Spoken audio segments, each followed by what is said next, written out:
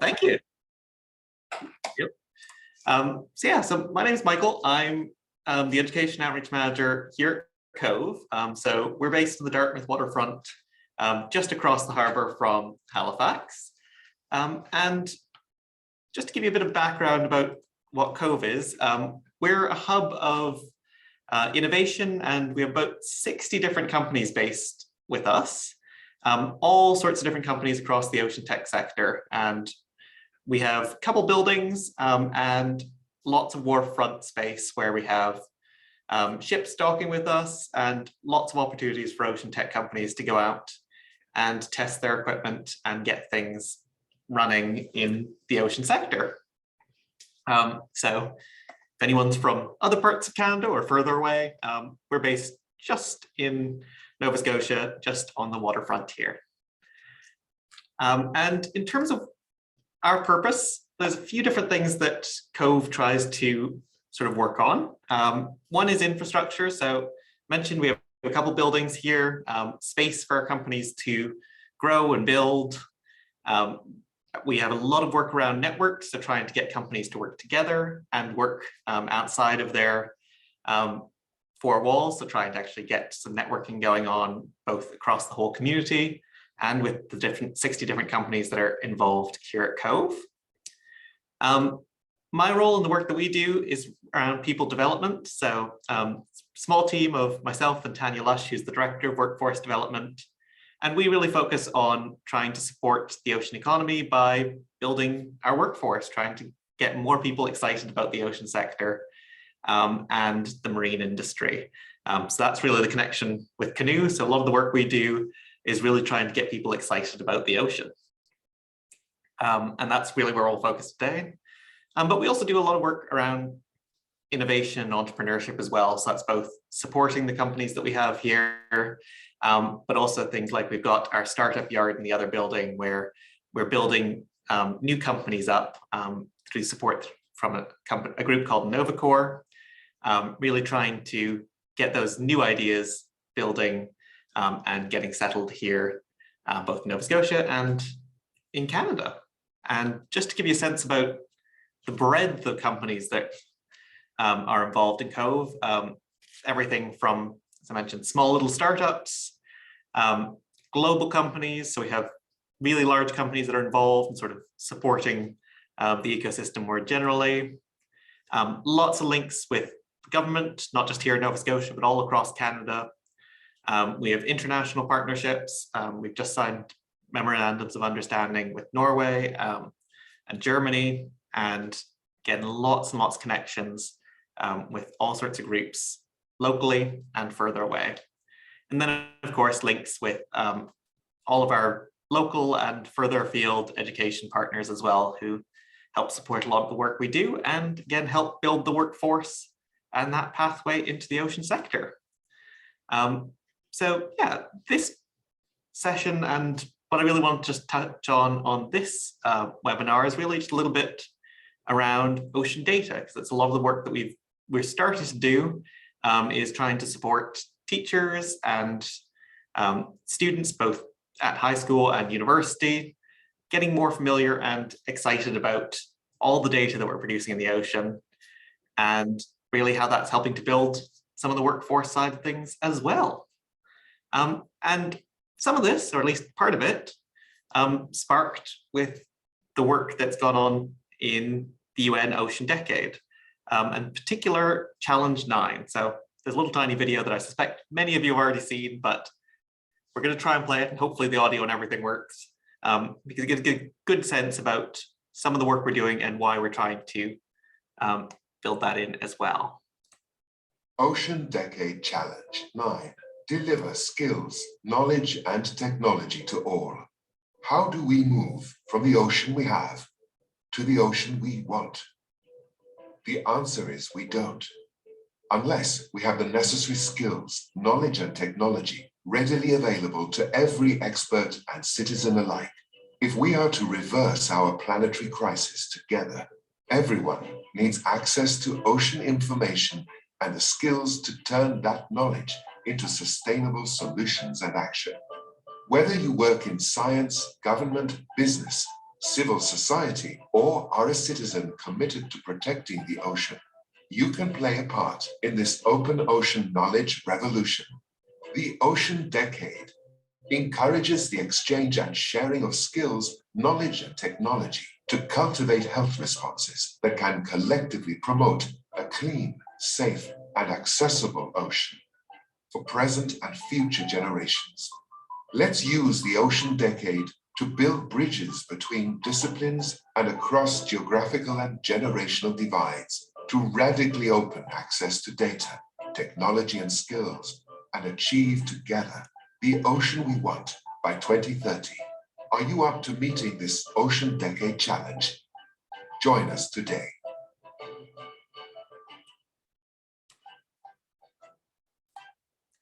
So that's a little video, little introduction to Challenge 9, but it's really about trying to get more people access to information and more people familiar with it so that they can understand the data themselves as well as collect their own data. And that's some of the things that we've been trying to do as we're building some of our new programming here, as well as some of the previous programming that CoNOE has done as well.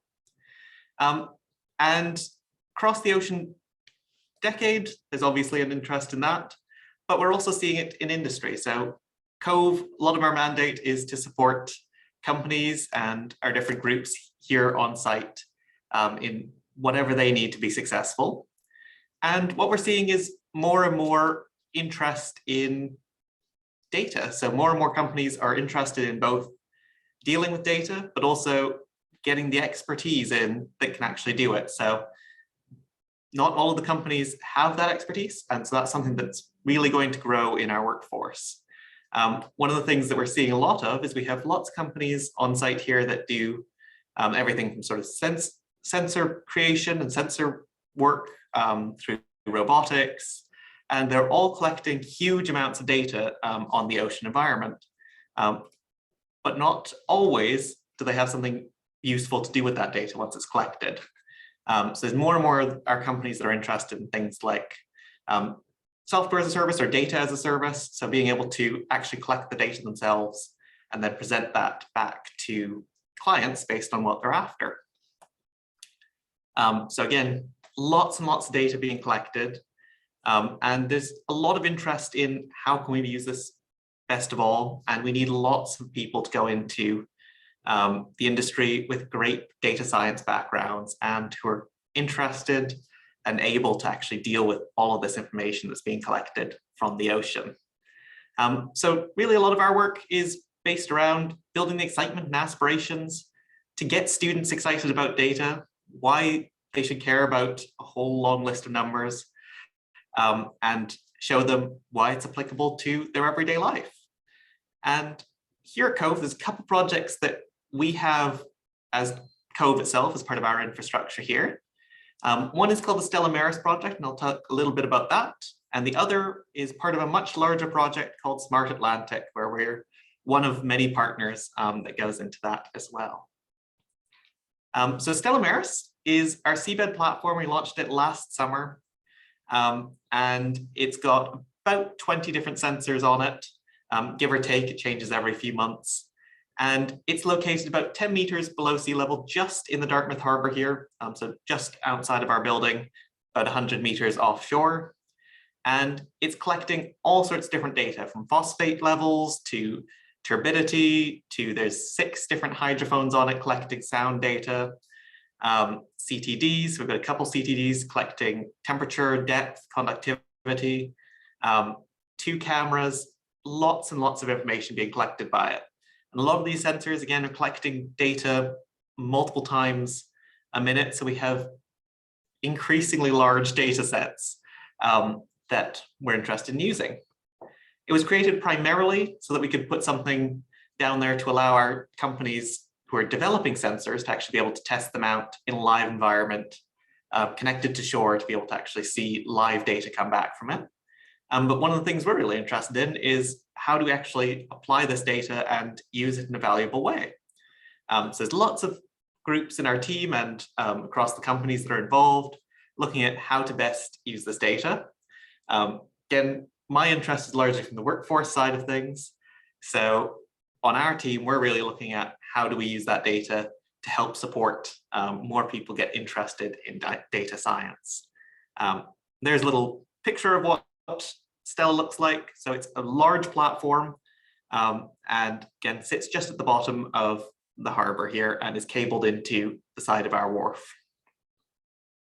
And lots of different sensors, really impressive multiplexer system that connects all those sensors together and sends it back through a data cable to shore.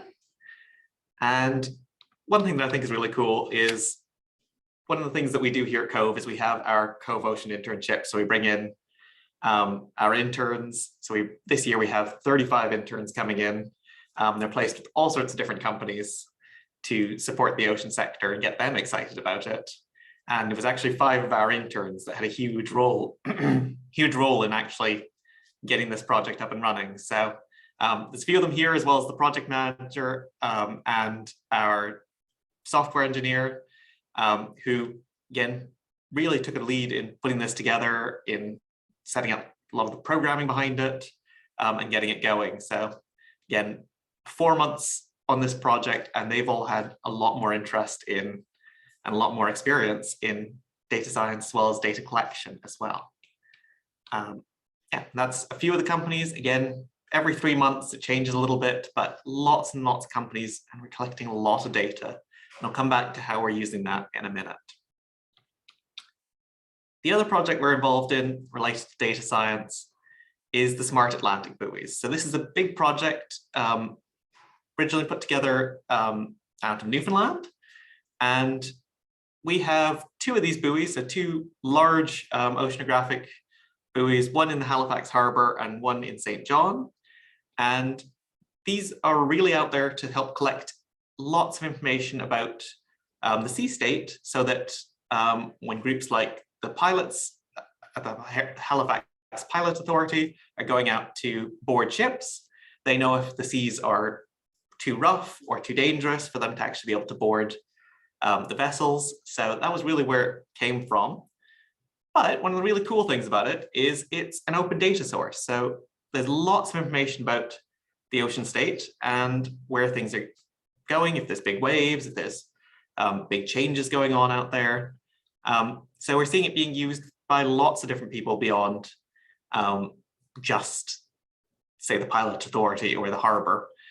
So one of the biggest users is surfers now, looking to see if the wave heights are good enough for them to go surfing, but also all sorts of different groups looking at how rough it is out there and what it's like. So we see a big spike in use, for instance, just before and during a hurricane. So again, really interesting data set, and it's one of lots of open data sets that we're trying to incorporate into our programs to get people more excited about ocean data.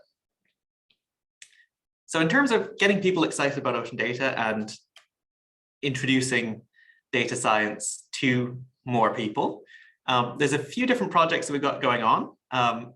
There's 2 that we've got existing, one that's right in the middle and in collaboration with DeepSense, who got Lucia on the call as well. And then we've got other projects like our sensor projects that have been ongoing for a while.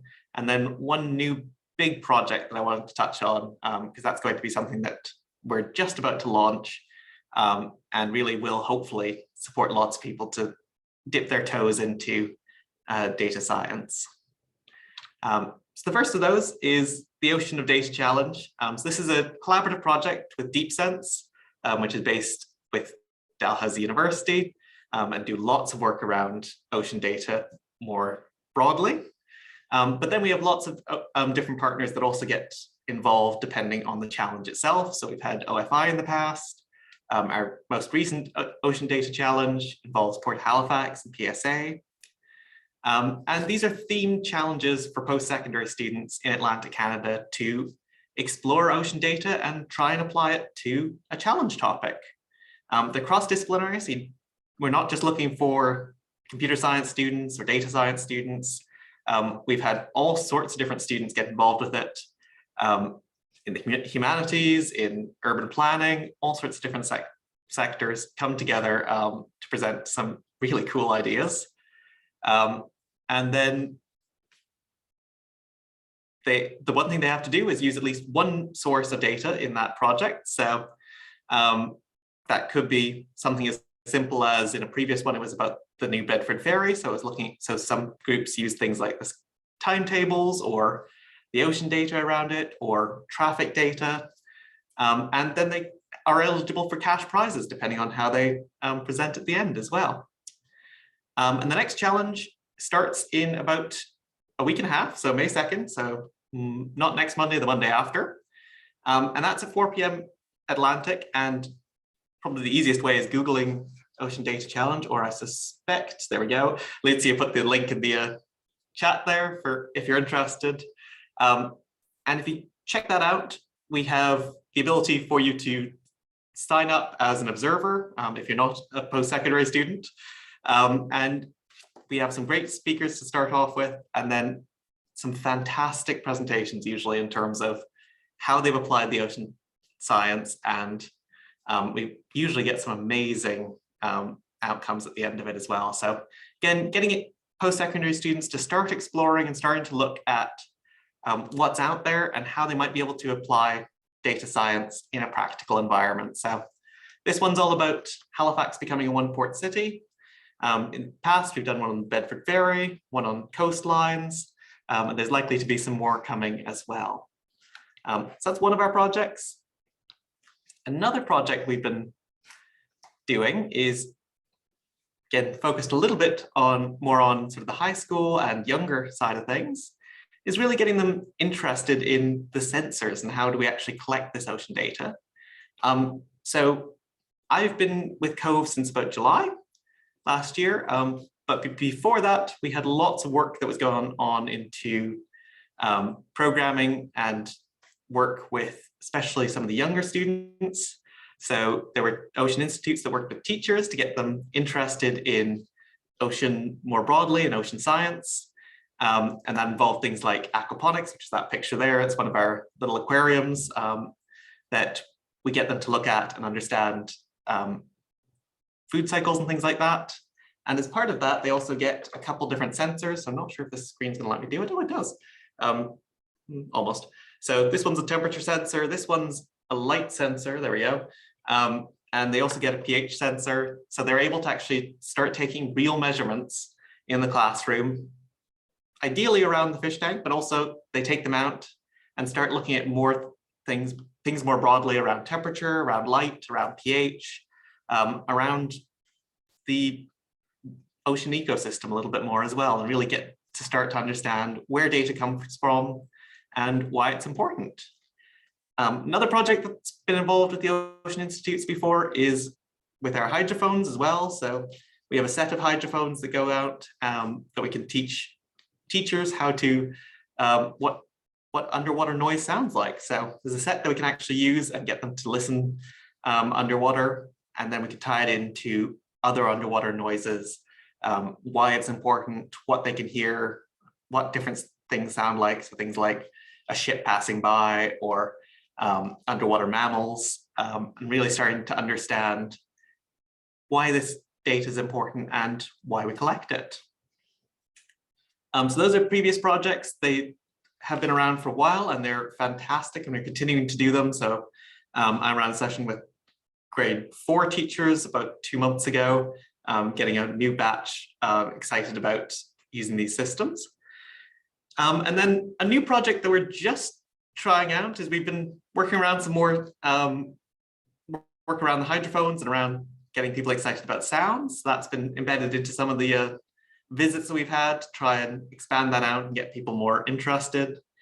And then a new project that we're just trialing with a co-op group from Citadel High School here in the city is we're actually trying to get them to make their own CTD sensors. So not the prettiest thing to look at. It's basically just a PVC pipe, but if it'll let me show that.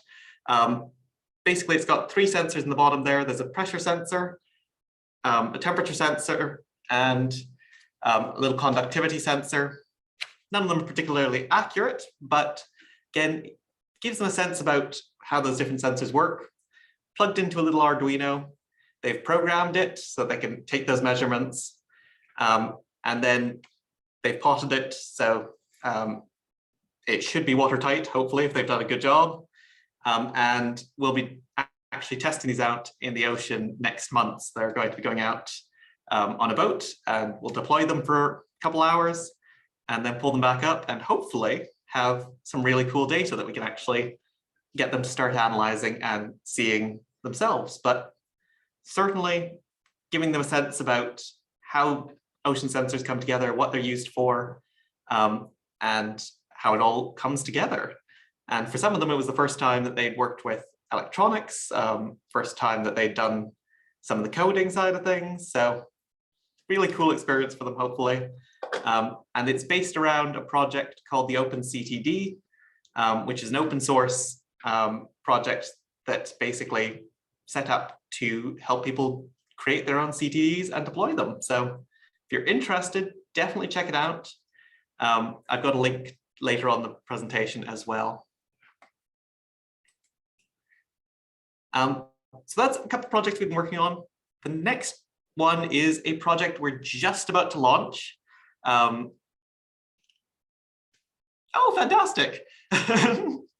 See that someone's posted in there that there's one of the aquaponics fish in there. And then, yeah, our next project is Deep Dive into Data. So this is a new project we're just launching. It's going to be taking off in the next couple of months. We're just in the process of hiring our new facilitator. I think that role closes today. So we're trying to get someone in who's going to really take a lead on this, but it's been funded by CaNOE 3.0. So we've got government funding to start delivering programming to teachers all around ocean data. And this one's targeted at high school teachers to get them familiar with ocean data and really be able to bring it into their classroom and build it into their curriculum. So it'll be launching this fall. I think October is our first sessions. It'll be taking Stella Maris data. So the little bit you can see on the screen there, that's a view of our sort of data panel that is collecting live data. So it'll be taking a data set. We have an intern coming in this summer to clean that up and make it really easy to work with. And then we'll be delivering sessions to teachers across the country, getting them excited and interested in ocean data and giving them a set of data that they can bring back to the classroom and follow on lessons and challenges that they can be taking in and getting the students to try out as well. So we're running sessions in all the Atlantic provinces. We'll be doing one session in Ontario, and then we have a number of sessions out in BC through OceanWise, which is one of our partners out there. So really cool project. We're really excited about it. And again, it'll allow us to take some really fantastic data that we're collecting and actually get it into the classroom and get students trying it out. And we'll also be building in some local data sets. So when we're delivering it out in BC, there'll be some data coming from BC. And when we're out in Newfoundland, again, data from some of the Newfoundland sources as well. So if you're interested, this is sort of the timeline of what we're looking at for this. So it'll be under development this summer. We've got our intern and our facilitator coming in to really help develop some fantastic programming for the teachers. We're doing some pilot delivery in Atlantic Canada here and in BC this fall and into the winter. We'll be taking it back, refining it a little bit more across the spring and summer next year, and then we're doing a much bigger expansion, as I said, to more places the following fall and winter, which takes us through to the end of the CAN code funding. But hopefully that'll give us a chance to reach, I think we're aiming for about 450 teachers across the country, getting people really familiar with data and being able to take it back into their classroom as well. Then just a few other little things that I wanted to point out is there are great data resources. We're really lucky to have Stella Maris as a data source that we can use in our programming, but we tie into lots of other data sources as well. Ocean Networks Canada out of the West Coast has fantastic resources, both teaching resources and actual data coming out of their large underwater system out there. CEUS So the Canadian Integrated Ocean Observation System, that's a picture of their map system here, but collects lots and lots of data from lots of sources and adds it all into a single place, where you can start to filter out based on the kind of data you're interested in, if it's physical, chemical, marine mammals, that kind of thing. NASA and NOAA both have some fantastic resources. If you're interested in sharks, there's the OSearch Shark Tracker. There's always way more sharks around Atlantic Canada than I expect there to be. That was a big learning curve for me when I first checked that out. Oceanography for Everyone is a group, and that's the group that actually created the OpenCTD that we used for our project. So they've got that project, but they also have a few others that they've created, again, all open source, and great projects that you might be interested in sort of launching your own data collection. And then of course, DeepSense, I mentioned Lucia's on the call here, but they do lots of work around ocean data and how to best use it, both for industry, but also there's lots of educational work they do. They do mentoring. They've got a really great little page on their website all about learning and actually how to start using ocean data. So again, some great resources across Canada and broader than that. So if you're at all interested in actually incorporating this into what you do, definitely encourage it. There's some fantastic work going on out there. And then the last little bit I wanted to wrap up on is there's lots of opportunity for more work around ocean data engagement, I think. So just have a few questions for you to have a think about, and whether it's something people want to discuss now or just have a think about as they head off. But ocean data is a huge part of ocean literacy, and so where might it fit in there? Are there other organizations doing some great work with ocean data? And is there other ways that you would like to see collaboration around ocean data as well? And I think that's pretty much my little spiel around ocean data and what we're doing out here at COVE.